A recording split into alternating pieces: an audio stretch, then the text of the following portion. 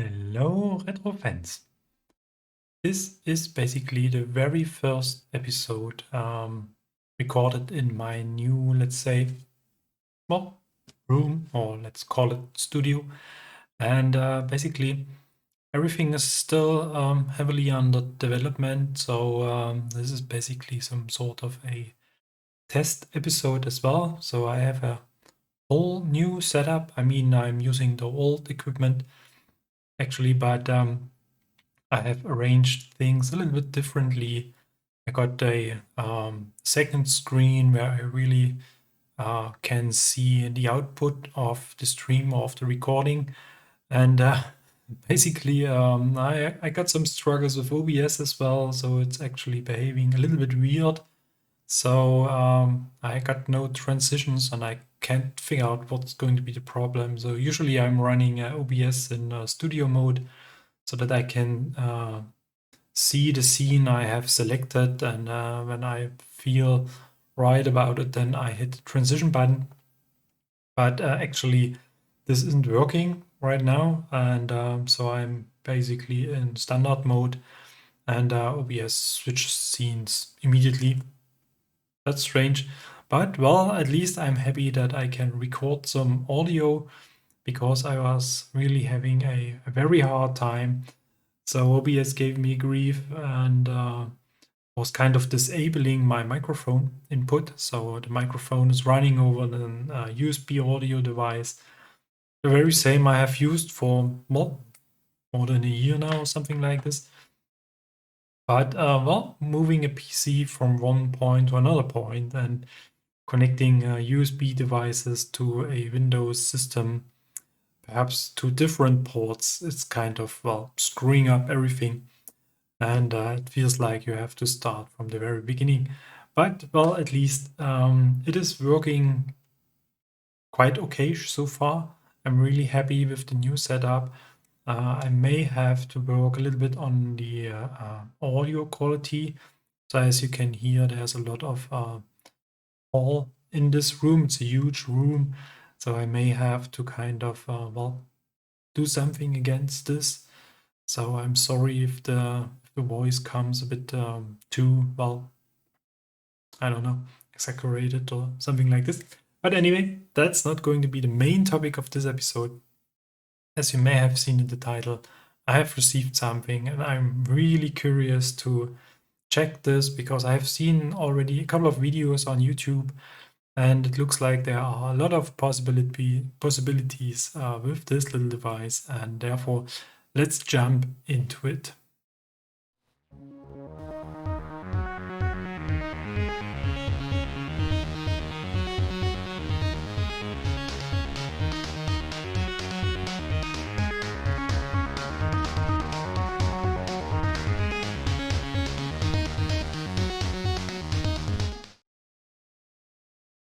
So, and as I said, let's jump into this topic right now. I just have to check whether we got some microphone working, so I'm a little bit scared right now.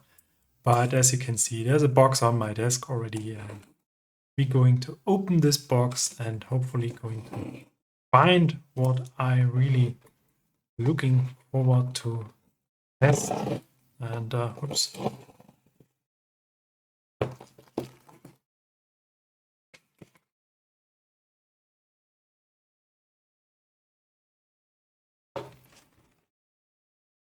So it is much smaller than the box may suggest. And here we go. The new Nintendo Game&Watch Super Mario Bros. And it was a little bit tricky to get this one. And I really have to admit, I was a little bit reluctant at the beginning because I thought, well, that's just going to be something that's spending some time in your shelf somewhere and then you're never going to use it that much. But the thing that really caught my attention is basically the time mode, because that's something that looks very, very promising. I mean, Super Mario Bros. I already have this on a couple of other devices like the NES, the Game Boy, and the Famicom BitBoy. And I have to admit, I'm not that much of a Super Mario, well, player or fan, but anyway, it's part of the history, it's part of Nintendo, and therefore it is really something you may have to have in your collection. So let's see whether we can get this out of this box without damaging too much of it. So I think we're just going to cut those little adhesive stickers here.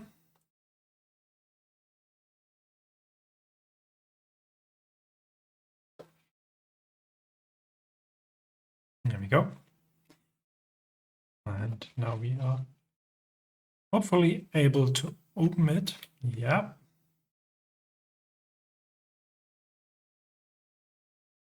Special thanks to you. That's a nice thing.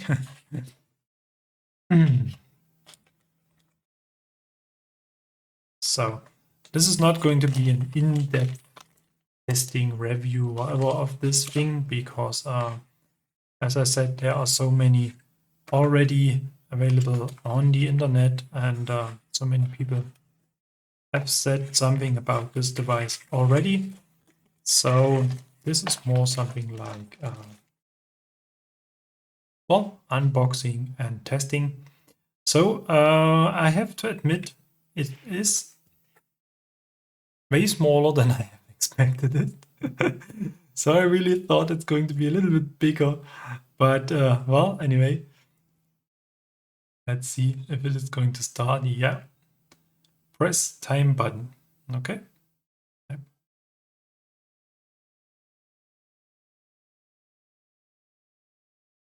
So time is actually running, and we got some, well, let's say disturbing noise.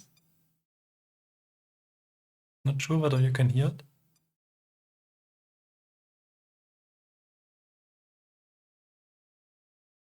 No, probably not loud enough. So let's see if we can change this. So we can change the background of our watch. But what we want to do now is, here we go. Can make it brighter. That's cool. And we can set the time. Oh, it's AM PM. Oh yeah, PM. And it's 6:53 PM. So as you can see, it switches to dawn. No, to dusk. Oh, now it's making an even different sound.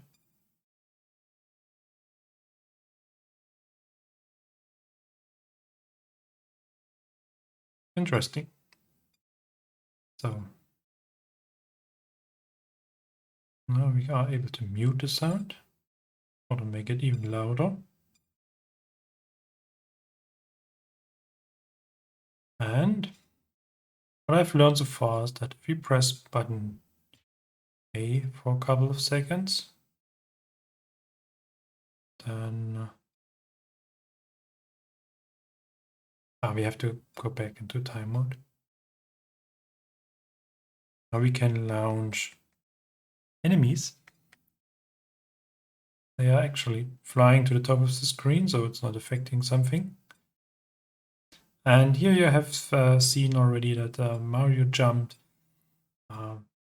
against the 3, and it has been removed by a 4. And there are actually many different animations for this, well, let's say number change. And it depends on the time of the day as well. So that's very interesting. So it's not going to be boring. And as you can see, we can disturb Mario a little bit by introducing more enemies to the screen. But he's probably not going to be affected by this at all, or in big style. And indeed, we are able to play Super Mario Bros. 2, and Super Mario Ball, which is some sort of a juggle game. So let's jump into Super Mario Bros. 1. And as you can see, it's the very familiar Super Mario intro. And the screen actually, sorry for tilting it a little bit, so looks very bright, very colorful. So this is actually quite nice. As I said, I have expected it to be a little bit, well, larger. So, I mean, I'm a little bit older. I'm having a hard time to see small things. So I was really hoping that this is going to be a bit bigger. And to make it perhaps a little bit more easy to compare, I got my Gameboy Advanced, but I do not have the advanced version of Super Mario, so we have to go for the Game Boy Color version. And therefore we have the almost same screen size like on the Game Boy Color. And as you can see, this is indeed a little bit smaller. And if you could use the full screen of the device, then it would perhaps be a bit bigger. And this is actually something I was, well, sort of expecting. But, well, anyway, that's not going to be an issue. And as you can see, there is indeed a difference because the Game Boy screen is a bit smaller in terms of pixels. And so they had to adapt the game version in order to fit it to the screen. So everything looks a little bit bigger on the Game Boy Color. And I have something else to compare. And this is basically this, I think it's called BitBoy or 8-Bit Boy. This Famicom handheld thingy. And here we have Super Mario Bros. As well. And here we can see that there is indeed a difference in the screen quality. So this screen looks rather dull. It's pretty darkish compared to this one, which is perhaps not that drastic, but yeah, you can see it in the camera as well. And well, the screen size is well a bit smaller than on the 8-bit boy. So well, but yeah, I think they are kind of close. So and yeah, interesting that it almost runs in parallel mode. So notice Game&Watch went into sleep mode because we haven't pressed any key for about 3 minutes. And as we can see, the Game Boy is running in the background as well. And I think we have to wake it up again. Oh, it went off completely. Interesting. So if we set it to time mode, it's hopefully going to stay on for a while. So yeah, having Super Mario Bros. On the Game&Watch device is probably a cool thing. And what I'm really interested in is whether we are able to kind of change the ROM file on this little device. And I already found a YouTube video of a guy who has explained how we can access the flash ROM of this Game&Watch. And he already started to work on replacing the original ROM files. Interestingly, on the device, Nintendo is using the very same ROM file like on the old NES back in the days from 1980 something. And but the flash ROM where all the content is stored on is actually encrypted. And he is actually working on a method to create encrypted ROM files to put them onto this Game&Watch.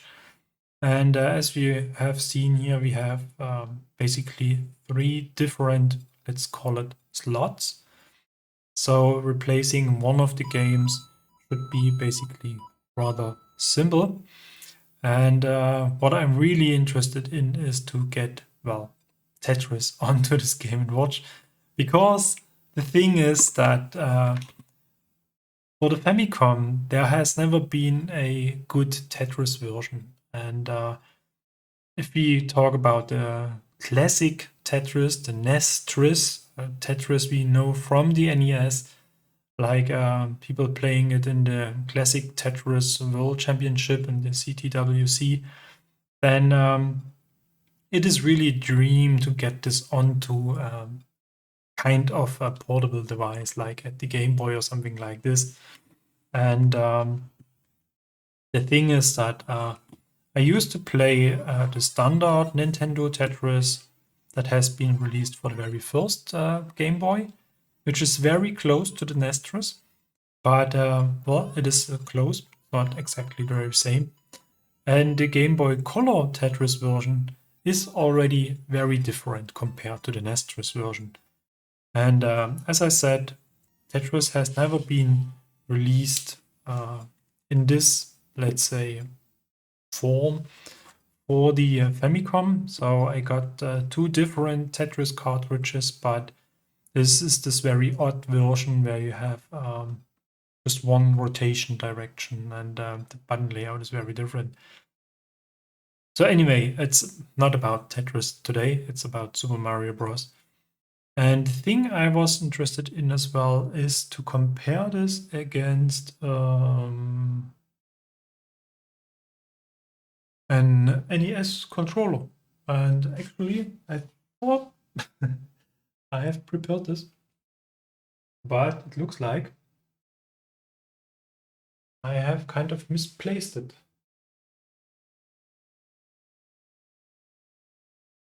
So, sorry for the interruption. Here we go again.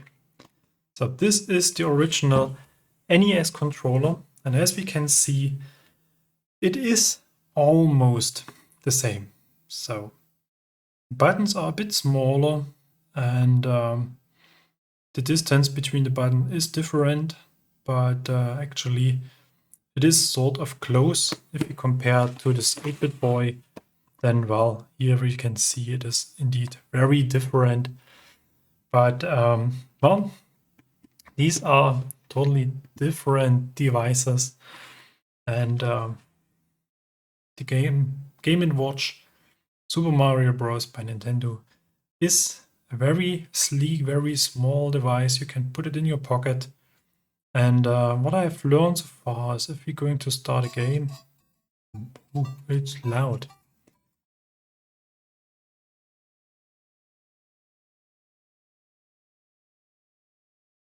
Okay, so, and it has no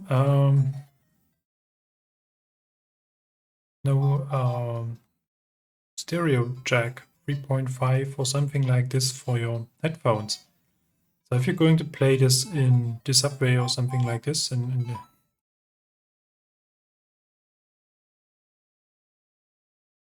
some, let's say, public environment, then you're probably going to annoy people a bit.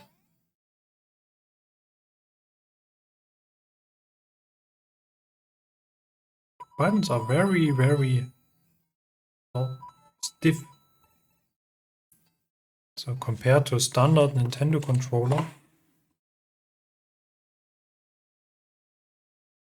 you really need a lot of force to press them.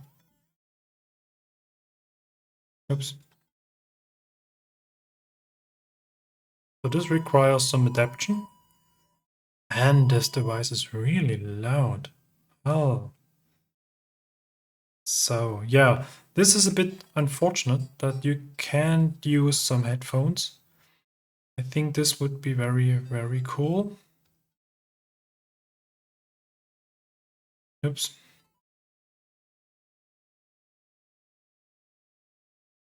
But otherwise, the screen is super crisp.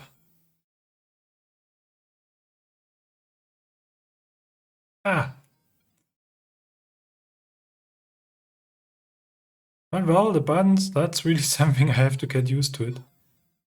It's really, really stiff, so you really have to apply a lot of pressure. So it might be that my NES controllers are already a little bit, well, not worn out, but used. And that's not even the one I'm using for Tetris. So I have kind of an tuned one that been working a little bit better than this one. So this is indeed something I have to get used to it. And yeah, what I was looking for is that if we switch to time mode, we got our time screen back. And if you switch back to the game, then we are in pause mode in the game itself. So if you start playing some levels on Super Mario and then you think, well, it's about time to do something else, then you can simply switch back to the time mode or switch back or switch off the device. I think it stores even if you switch it off completely.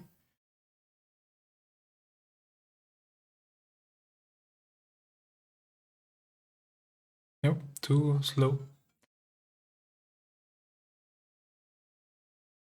And we won't fit through this.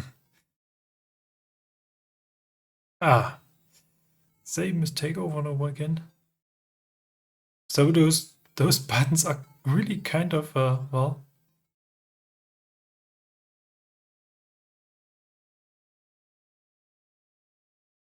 putting some sort of challenge to me.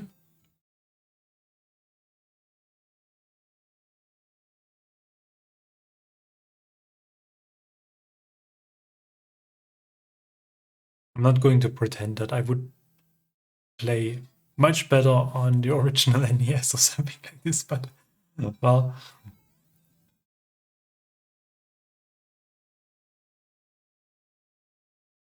So yeah, I mean, as some sort of final conclusion, having this device in your pocket to play it wherever you want is probably a nice addition.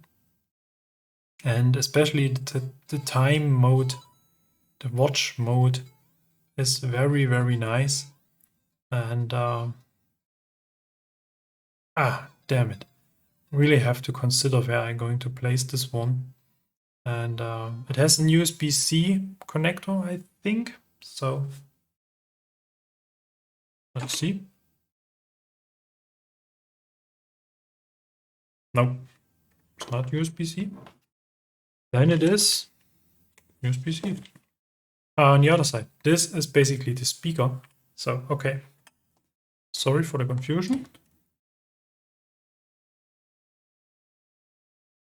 So the cable is as stiff as the buttons. Now it's in charge mode. And now we can set it to time. And as you may have recognized, it's a bit darker already. And yeah, so we can leave this on the desk. And it looks like I need to print myself some sort of a, well, cradle or so. I can position this on the desk where I can see it. So the colors are very, very, well, retro. This is red and gold. Very like, yeah, back to the 80s. Yeah, so I think going to modify this one a little bit so that it fits a bit better to hold this Game&Watch Super Mario Bros. Would be a very nice thing on my desk. And now, well, that's basically all for today. I'm not going to make it that much longer. As I said, it's going to be more or less some sort of a test episode. And well, I have still a lot of things to do in my new environment here. I was able to unbox all the stuff from the relocation today, but it's still kind of, well, not very well populated into the shelves. Really have to find some better ways to store all my stuff, since it became very dusty over the time, and that's really something I need to improve. And yeah, I have a lot of things in preparation already. New projects are coming, new ideas, and actually, that's just a brief outlook what's ahead of us. So, as usual, thank you very much for watching. I think I'm going to play a little bit more Super Mario Bros. On the Nintendo Game&Watch. And well, and that's going to be enough for today. Thanks as usual. I'm looking forward to your comments and see you the next time. Bye bye.